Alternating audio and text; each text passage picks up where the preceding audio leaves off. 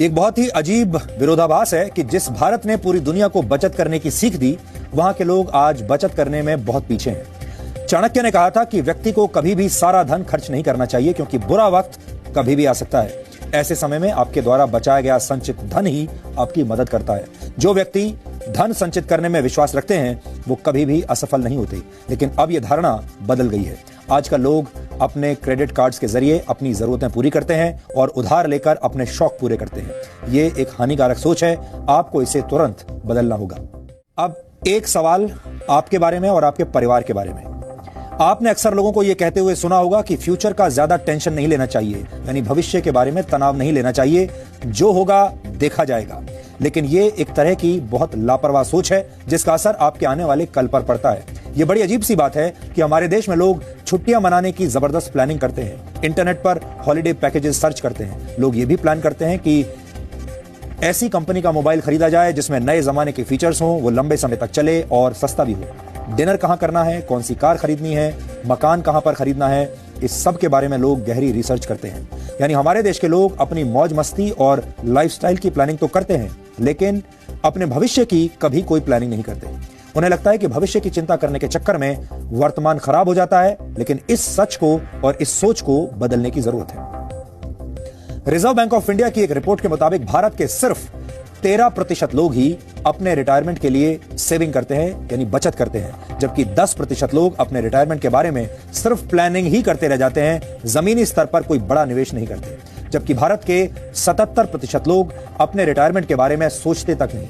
हो सकता है कि आप भी ऐसे लोगों में से एक हों। अपने रिटायरमेंट के बारे में कोई तैयारी न करने की वजह से हमारे देश में 60 साल की उम्र हो जाने के बाद भी करीब 50% बुजुर्गों को काम करना पड़ता है। इस उम्र में अक्सर लोग आराम की जिंदगी जीना पसंद करते हैं, लेकिन दुख की बात यह है कि अपने जीवन यापन के लिए उन्हें इस उम्र में भी काम करना पड़ रहा है। ये आंकड़े आपको ये बताते हैं कि भारत में बड़ी संख्या में लोग अपनी निजी आर्थिक सेहत को दांव पर लगाकर पूरा जीवन जीते हैं। ये एक तरह का आर्थिक टाइम बॉम्ब है जो 60 साल की उम्र के बाद जाकर फटता है।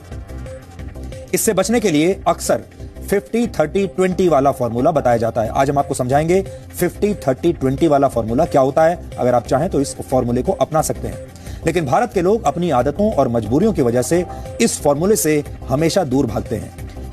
यह बड़ा सीधा सा फॉर्मूला है।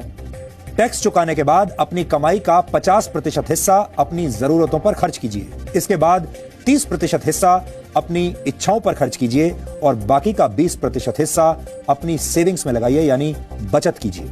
ऐसा करने से आप अपना भविष्य सुरक्षित रख सकते हैं और आने वाले दिनों को अच्छे दिन बना सकते हैं। लेकिन हमारे देश में नौकरी करने वाले लोगों को लगता है कि अभी इतने आगे तक सोचना क्यों है, 4 दिन जिंदगी है, पूरी मौज मस्ती के साथ जीनी चाहिए। कुछ लोगों का यह तर्क भी होता है कि महंगाई के जमाने में बैंक की ईएमआई चुकाने और परिवार की जरूरतें पूरी करने के बाद इतना पैसा बचता ही नहीं कि रिटायरमेंट के बाद वाली सेविंग के बारे में सोचा जाए।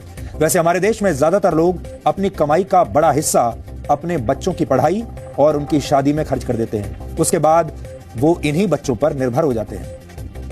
ये एक ऐसा सामाजिक बंधन है जो कई पीढ़ियों को अपनी गिरफ्त में ले चुका है, ले लेता है। नेशनल सैंपल सर्वे ऑफिस की एक रिपोर्ट के मुताबिक भारत के ग्रामीण इलाकों में रहने वाले 60 साल की उम्र से ज्यादा के 73% लोग अपने बच्चों पर निर्भर हैं, जबकि शहरी क्षेत्रों में करीब 68% बुजुर्ग अपने बच्चों पर निर्भर हैं। भारत की सबसे बड़ी समस्या यह है कि यहाँ की 80% आबादी गैर संगठित क्षेत्रों में काम करती है। इन क्षेत्रों को पेंशन स्कीम के तहत वर्ष 2015 में अटल पेंशन योजना के अंतर्गत कवर किया गया था। यह पेंशन योजना तैयार की गई थी। इस पेंशन योजना के तहत बुजुर्गों को हर महीने 1000 से 5000 रुपए दिए जाएंगे।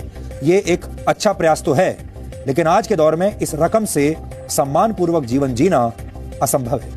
हमने नहीं किया क्योंकि हमारा फ्यूचर प्लान तो हमारे बच्चे थे। लायबिलिटीज इतनी ज्यादा होती है, सोर्स ऑफ इनकम कम होता है और पॉसिबिलिटीज नहीं है जॉब्स की, और तो इस वजह से लोग अपना प्रेजेंट पहले सिक्योर करें, बाद में फ्यूचर देखेंगे। आज में जीने पर यकीन रखने वाले भारतीय अपने भविष्य को मुश्किल में डाल रहे हैं।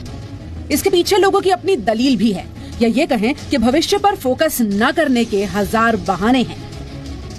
लेकिन इस बात को समझने की जरूरत है कि आपकी दलील और तर्कों से भविष्य को सुरक्षित नहीं किया जा सकता। अपने बेहतर भविष्य के लिए आपको बचत करनी ही पड़ेगी। वरना आपकी ये लापरवाह सोच आने वाले कल पर बहुत भारी पड़ेगी। मौजूदा दौर में भारत के 60 वर्ष की उम्र के बुजुर्ग अपनी जिंदगी को जीने के लिए आज भी काम कर रहे हैं। RBI's report, RBI's household financial savings report, only about 24%, 24% population actually lays emphasis on planning for retirement. इसका मतलब है कि a large part, almost 76%, actually does not even plan for retirement. महंगाई के जमाने में बैंकों की किश्त भरते हुए परिवार का खर्च चलाना भले ही मुश्किल काम हो, इसके बावजूद ऐसे लोगों की संख्या भी बहुत है जो अपने भविष्य के बारे में ज्यादा सोचते ही नहीं। इसके अलावा भारत में आज भी लोग अपने बच्चों को अपना इन्वेस्टमेंट प्लान मानकर पूरी कमाई उनके भविष्य के लिए खर्च कर देते हैं। ये वो लोग हैं जिन्होंने वक्त रहते फ्यूचर को नजरअंदाज किया और जब वही फ्यूचर प्रेजेंट बनकर सामने आ गया तो बेबस हो गए और अब गुजारे के लिए बूढ़ी हड्डियों को काम करना पड़ रहा है। कौन रहेगा ये? सबको तो घर पकड़ना है। क्यों है यहाँ? अब एक मजबूरी है, लड़की की शादी करना है, लड़का की शादी करना है, किसके यहाँ पर कर्जा करने जाएंगे? मकान बनाया है, उस समय कर्जा जो हुआ तो कर्जा तो सधाने करेंगे ना। ये दिल्ली में रहने वाले अमरनाथ यादव हैं। 67 साल की उम्र में आज भी काम करते हैं। इस उम्र में अक्सर लोग आराम की जिंदगी की उम्मीद करते हैं, लेकिन अमरनाथ अपने भविष्य के लिए कुछ प्लान नहीं कर पाए। अपने बेटे को ही अपना इन्वेस्टमेंट मानकर जो कुछ जमा पूंजी थी वो उसकी पढ़ाई और शादी पर खर्च कर दी। लेकिन अब बेटे की इतनी कमाई ही नहीं है कि वो पूरे परिवार का गुजारा चला सके, इसीलिए अमरनाथ को भी इस उम्र में भी काम करना पड़ रहा है। हालांकि सरकार की तरफ से 2500 रुपए की वृद्धावस्था पेंशन मिलती है, लेकिन उससे गुजारा नहीं चलता, इसीलिए ट्यूशन पढ़ाकर कुछ पैसे कमा लेते हैं। थोड़ा बहुत कमाना तो खैर अब यूँ पड़ेगा कि भाई मेहनत नहीं करोगे तो पूरा खर्चा ये आएगा कहाँ से। बच्चे इतने सपोर्ट कर नहीं पाते, खुद ही थोड़ा बहुत ये पेंशन मिल जाती है, थोड़ा बहुत इधर उधर अपना काम धंधा देख लेते हैं, उसी से काम चल जाता है। और क्या चाहिए तो अब यही समय के हिसाब से कि भाई बड़े बूढ़े भी अपने खुद ही थोड़ा बहुत इंतजाम करके रखें तो ज़्यादा बेहतर है। किसी के ऊपर भरोसे ना रहा जाए, क्योंकि कोई मदद मांगे से मदद मिलती थोड़ी है, क्योंकि बच्चे अपने ही खर्चे पूरे नहीं कर पाते। परिवार की जरूरतों को पूरा करने के चक्कर में ज्यादातर माता पिता अपने भविष्य को खतरे में डाल रहे हैं। भारत में रिटायरमेंट प्लान न करने की कई वजहें हैं, लेकिन इनमें सबसे पहली वजह यह है कि लोग अपने बच्चों में ही अपना भविष्य देखते हैं और जब बच्चे उनका ये सपना तोड़ देते हैं तो बुढ़ापे में काम करना पड़ता है। बड़ा फैक्टर है कि हमारा परसेप्शन क्या है फैमिली सिस्टम्स को लेके। सो वो जो एक परसेप्शन बना हुआ है that you know my child will take care of me and I don't need to invest, वो एक बहुत बड़ा रोल प्ले करता है हमारे डिसीजन में। तो कहीं ना कहीं हम कलेक्टिव अप्रोच रखते हैं जिसमें हमें ये लगता है कि हम करें और हमारा पूरा का पूरा फैमिली उसको शेयर करे और हम उसे चला लेंगे। But then at the end of the day the joint system is converting into nuclear system, क्योंकि ये ट्रांजिशन फेज है एंड लोग अपनी जो उनकी पुरानी एक सोच चली आ रही है वो उसके हिसाब से प्लान करते हैं या डिसीजंस लेते हैं। सो परसेप्शन का बहुत सिग्निफिकेंट रोल है हमारे इन्वेस्टमेंट डिसीजंस पे। वर्तमान समय में भारत के लोगों का बुढ़ापा चिंता में डूबा हुआ है, तो युवाओं को अपने भविष्य की कोई विशेष चिंता नहीं है। इसीलिए जरूरी है कि आज में जिया तो जाए, लेकिन आज के साथ साथ अपने आने वाले कल को सुरक्षित करना भी आप ही की जिम्मेदारी है।